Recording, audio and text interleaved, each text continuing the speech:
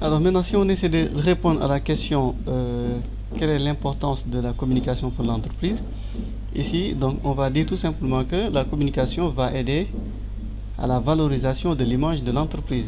Ça, c'est parmi les objectifs essentiels, c'est-à-dire parmi les premiers éléments qui sont fondamentaux, hein, donc parmi les éléments fondamentaux, hein, donc de la communication pour l'entreprise, il y a le fait que ça aide à la valorisation de l'image de l'entreprise. En fait, dans une organisation, le travail administratif consiste surtout à communiquer. Donc la communication, c'est un des éléments fondamentaux, n'est-ce pas, du travail administratif dans l'organisation, dans l'entreprise. En tout cas, donc c'est un des éléments les plus importants. La plupart du temps, dans un travail administratif, une grande partie du travail, hein, c'est de la communication en fait. C'est de la communication. Donc c'est pour cela donc il est important de savoir bien communiquer, hein, donc bien communiquer. Et ainsi, cette communication-là dans l'entreprise va se faire à deux niveaux. On a d'abord ici la communication interne qui se fait en interne et également la communication qui se fait en externe. Et ici, la communication qui se fait en interne va essentiellement concerner les messages qui circulent à l'intérieur de l'entreprise. C'est-à-dire, ici, on va communiquer en interne afin, par exemple, de pouvoir mieux intégrer le personnel et le faire participer, hein, à la bonne marche de l'entreprise. Dans une organisation, on a besoin tout d'abord de bien intégrer le personnel, c'est-à-dire donc de bien imprégner le personnel sur ce qui se passe au sein de l'organisation, c'est-à-dire quelles sont les règles qui sont établies au sein de l'entreprise même, quelles sont également les choses à respecter, comment doit se faire le travail, quelles sont les procédures à suivre. Voilà, donc tout ce qui en tout cas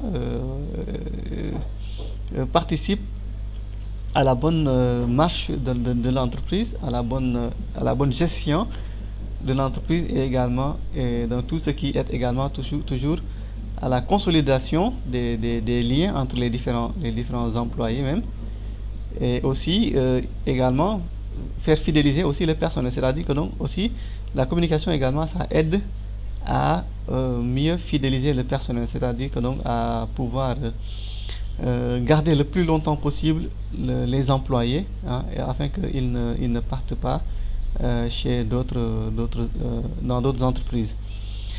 Donc c'est ce qu'on appelle d'ailleurs aujourd'hui plus largement, c'est ce qu'on appelle la marque employeur, c'est-à-dire donc l'organisation doit tout faire pour montrer que elle n'est pas là que pour chercher du profit, comme on l'a dit tout à l'heure, hein. Surtout avec les organisations privées, commerciales, les organisations privées du moins. On avait dit tout à l'heure que les organisations privées, leur objectif c'est de réaliser des profits. Et c'est justement donc cela qui fait que on doit essayer aussi de montrer que nous sommes là aussi, hein, l'entreprise est aussi là pour les autres, pour les employés. C'est pas que l'argent qui rentre qui nous intéresse, mais aussi les gens qui travaillent pour nous aussi sont importants. Et également aussi construire et faire évoluer l'entreprise, faire évoluer le secteur, faire évoluer les employés, voilà, de façon générale. Donc tout ça, c'est dans les objectifs de la communication en interne. En externe également, il y a un aspect important, c'est ici le fait qu'on essaie de gérer tout ce qui est message en provenance ou à destination des clients ou bien des fournisseurs ou bien des administrations, etc. C'est-à-dire donc ici on essaie de gérer tout ce qui est information, message, hein, qui est destiné ou bien qui vient du monde externe de l'entreprise. Et dans l'environnement externe de l'entreprise, on retrouve les clients, on retrouve également les fournisseurs, on retrouve également les administrateurs, les partenaires, l'État, etc. Et ici, essentiellement, qu'est-ce qu'on va faire en externe, dans la communication externe? Essentiellement, on va informer.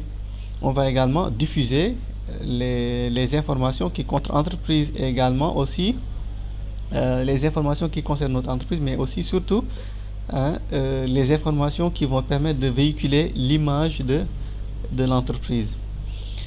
Par exemple, nous sommes un cabinet médical, ou bien par exemple on est une entreprise qui évolue dans le secteur du commerce. Nous, ce que nous voulons donc dégager comme image, c'est donc une marque de qualité. Donc là, on doit faire de sorte que cela se voit, soit visible dans tous les messages qui sont délivrés en externe, n'est-ce pas? Donc à chaque fois quand on va communiquer avec les clients, par exemple, on doit tout faire pour que le client sache que nous sommes une entreprise qui offre des services de qualité ou bien des produits de qualité. Parce que donc nous, comme on l'a dit tout à l'heure, si nous voulons véhiculer le message qui consiste à dire que nous c'est la qualité d'abord, donc là on doit faire de sorte que tout cela va paraître dans tous les messages qui sont diffusés à destination des cibles externes. Et aussi la communication externe, et aussi les objectifs aussi de la communication externe également, c'est de susciter l'acte d'achat. C'est-à-dire qu'aussi ça doit également avoir un aspect un peu commercial, hein. Si on communique également, il faut savoir que surtout en externe, c'est surtout avant toute chose pour attirer des clients. Que l'on vende peu importe que l'on vend des services ou bien des produits, on a besoin de cet aspect-là commercial, de l'aspect commercial de la communication, afin d'attirer des clients. Voilà, et donc aussi, ainsi donc, essayer de vendre et aussi de convaincre.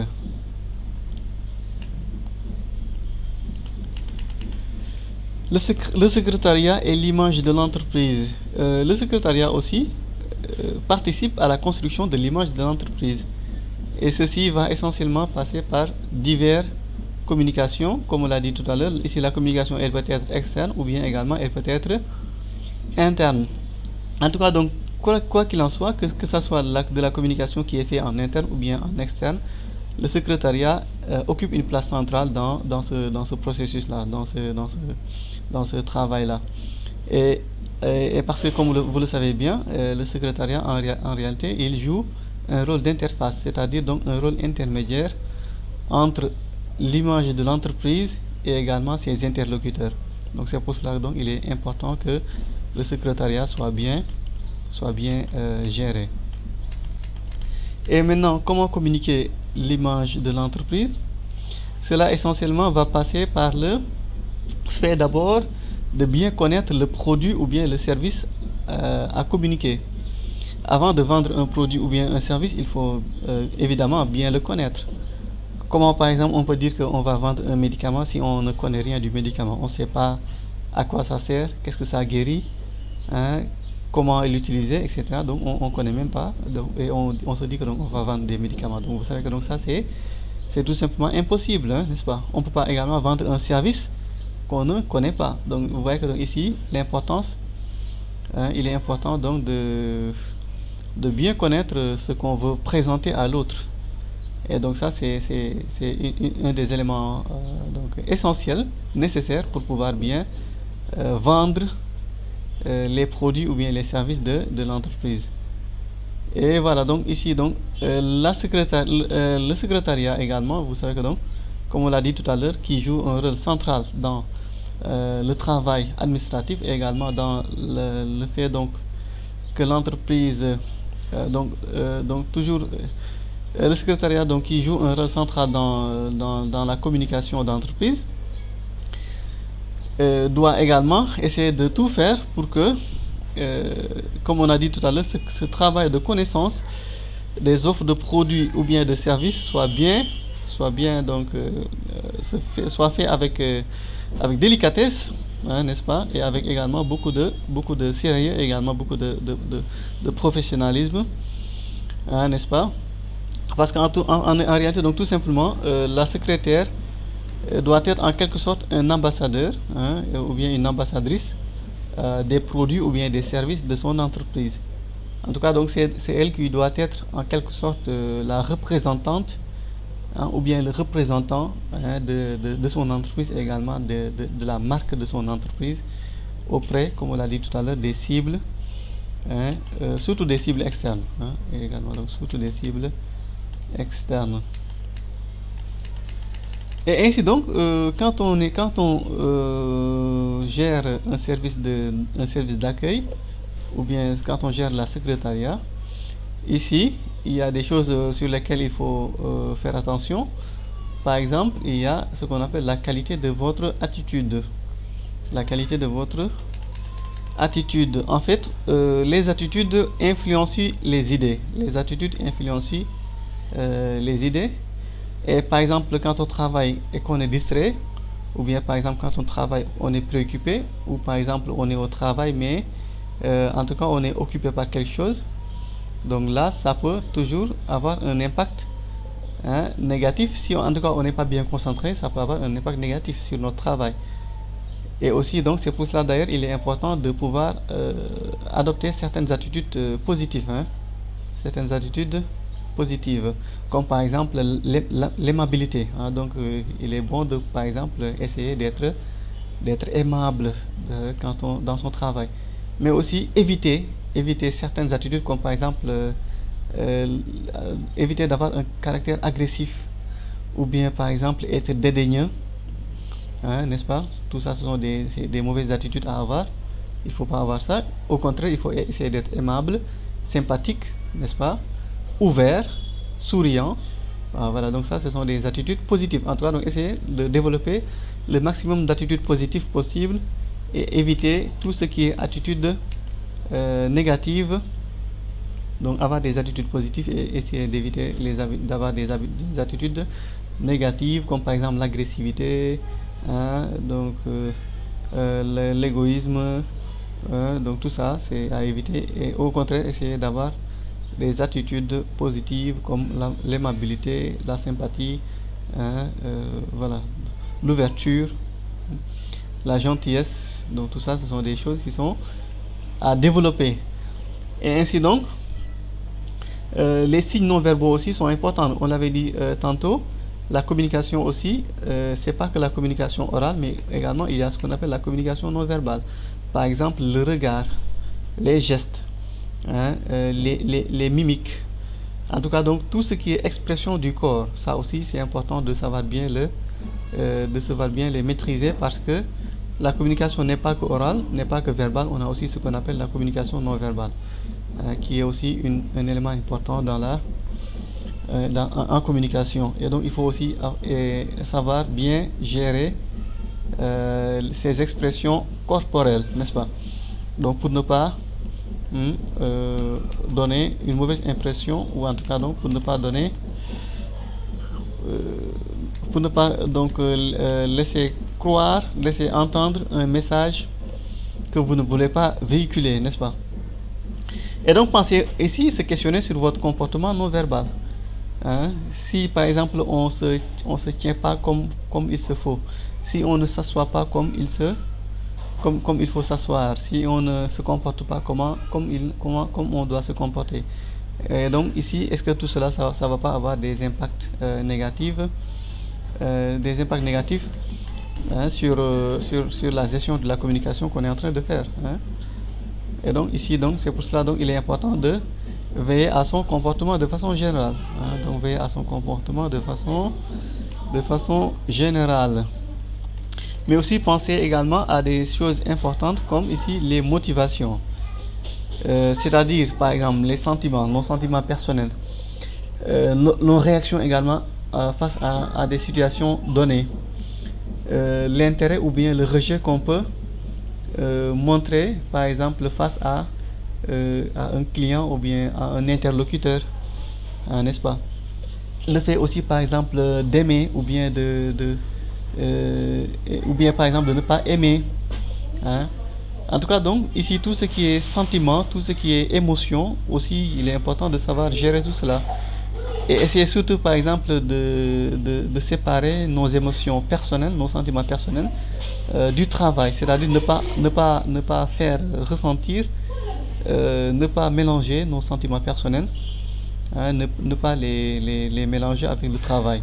Si par exemple on a vécu une mauvaise expérience à la maison, on nous a fait quelque chose de mal à la maison, ben ça on ne doit pas importer ça au travail, il faut savoir faire la différence mettre une frontière entre la vie personnelle et la vie professionnelle, n'est-ce pas?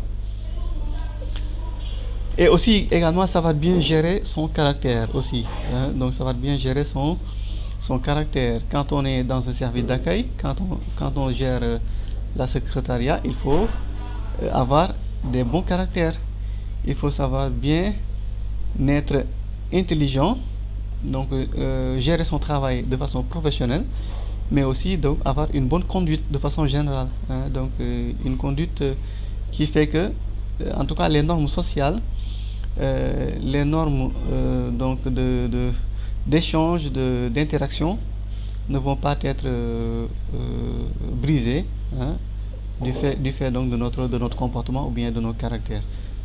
Et comme on l'a dit tout à l'heure, ici les caractères à mettre en avant, c'est par exemple la sympathie, c'est l'ouverture, c'est aussi par exemple le fait de sourire, d'être accueillant, hein, en tout cas donc de développer des caractères positifs, hein. Et aussi également un élément important toujours ici, c'est ce qu'on appelle l'écoute active. L'écoute active, parce que tout simplement, la communication, c'est pas que le fait de parler. Ça, malheureusement, il y a beaucoup de gens souvent qui se trompent sur ça.